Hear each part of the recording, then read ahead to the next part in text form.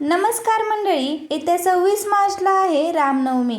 रामनवमी आपल्या देशामध्ये भारतामध्ये खूप धूमधडाक्यात साजरी केली जाते. या दिवशी अनेक जण व्रत देखील करतात.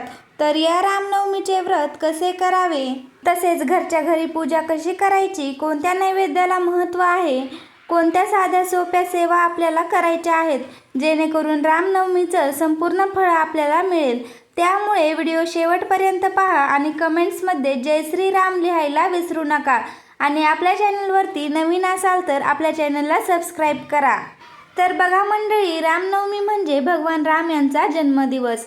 हा दिवस आपल्याला सत्य, धर्म आणि आदर्श जीवनाची शिकवण देणारा आहे. चैत्र महिन्यातील शुक्ल पक्षातील नवमी तिथीला अयोध्येमध्ये राजा दशरथ आणि राणी कौशल्या यांच्या पोटी भगवान श्रीरामांचा जन्म झाला. असे म्हटले जाते की राम हे भगवान विष्णू यांचे 7वे अवतार होते, ज्यांनी पृथ्वीवर धर्माची स्थापना केली. मंडळी, राम म्हणजे केवळ एक देव नाही, तर ते एक आदर्श आहेत. ते एक आदर्श पुत्र होते, ज्यांनी वडिलांच्या आज्ञेसाठी 14 वर्षाचा वनवास स्वीकारला. ते एक आदर्श पती होते, ज्यांनी सीतेवर अपार प्रेम केले. आणि ते एक आदर्श राजा होते, ज्यांच्या राज्याला रामराज्य असे म्हटले जाते. भगवान रामांच्या जीवनातून आपल्याला अनेक गोष्टी शिकायला मिळतात. सत्यावर विश्वास ठेवणे, कर्तव्य पार पाडणे आणि कोणत्याही परिस्थितीत धर्माचा मार्ग न सोडणे. तसेच भगवान रामांना अनेक नावांनी देखील ओळखले जाते. रामचंद्र, रघुनंदन, राघव, सीतापती, दशरथनंदन, मर्यादा पुरुषोत्तम. प्रत्येक नावामध्ये एक वेगळी भावना आणि अर्थ दडलेला आहे. तर बघा मंडळी, रामनवमीच्या दिवशी अनेक जण व्रत करत असतात. तर हे व्रत कसे करावे?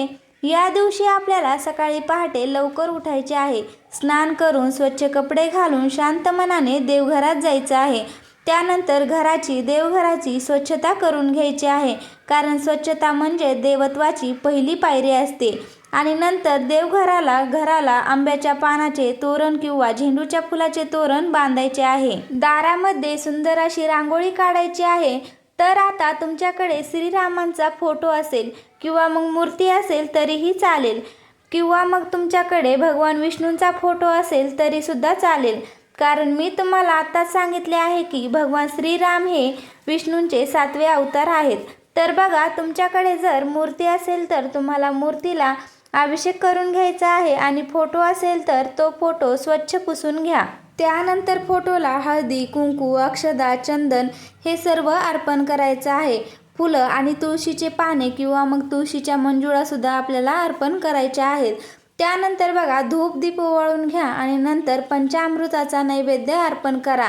तसेच तुमच्याकडे एखादं पिवळ्या रंगाचं फळ असेल, जसं की केळी, द्राक्षे, संत्री, हे फळं सुद्धा तुम्ही अर्पण करू शकतात.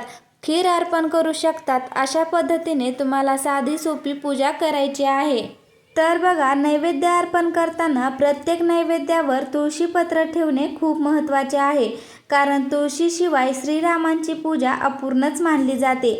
श्रीरामांना राजासारखा भोग नको असतो, तर शबरीने अर्पण केलेला बोरांसारखा प्रेमाने दिलेला साधा नैवेद्य अधिक प्रिय असतो. तर आता बघा, रामनवमी दिवशी काय करावे, काय करू नये. तर रामनवमी दिवशी आपल्याला उपवास ठेवायचा आहे. तसेच सगळ्यात महत्त्वाची सेवा म्हणजे रामरक्षा तुम्हाला म्हणायची आहे. जर तुम्हाला पाठ नसेल तर तुम्ही यूट्यूबवर ऐका, अगदी 4-5 मिनिटे लागतील. त्याचबरोबर तुम्हाला हनुमान चालीसा देखील म्हणायची आहे. आणि तुम्हाला जसं शक्य होईल, यथाशक्ती तुम्हाला जे दान करता येईल ते दान तुम्ही करू शकता.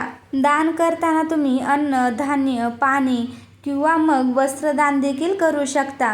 किंवा मग तुम्हाला 11 रुपये देणं शक्य होत असेल, 11 रुपये, 21 रुपये, 51 रुपये, तुम्हाला जे काही शक्य होईल तेवढं तुम्ही गरजूंना दान करा. तर आता बघा, तुम्हाला या दिवशी कोणत्या चुका टाळायच्या आहेत. या दिवशी तुम्हाला मांस, अंडी, कांदा, लसूण खायचं नाही. शक्यतो सात्विक आहार घ्या. त्याचबरोबर रागवणे, भांडणं करणे, वाईट बोलणे हे पूर्णपणे टाळा. हा दिवस शांतता आणि संयम ठेवण्याचा आहे.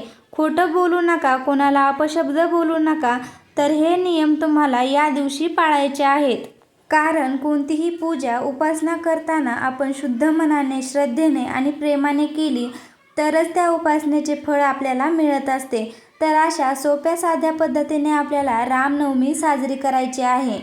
तर मंडळी, कसा वाटला तुम्हाला आजचा व्हिडिओ मला कमेंट्समध्ये नक्की सांगा. व्हिडिओ आवडला असेल तर एक लाईक करा आणि व्हिडिओ जास्तीत जास्त लोकांपर्यंत शेअर करा आणि असेच माहितीपूर्ण व्हिडिओज पाहण्यासाठी आपल्या चॅनलला सबस्क्राईब करा. धन्यवाद.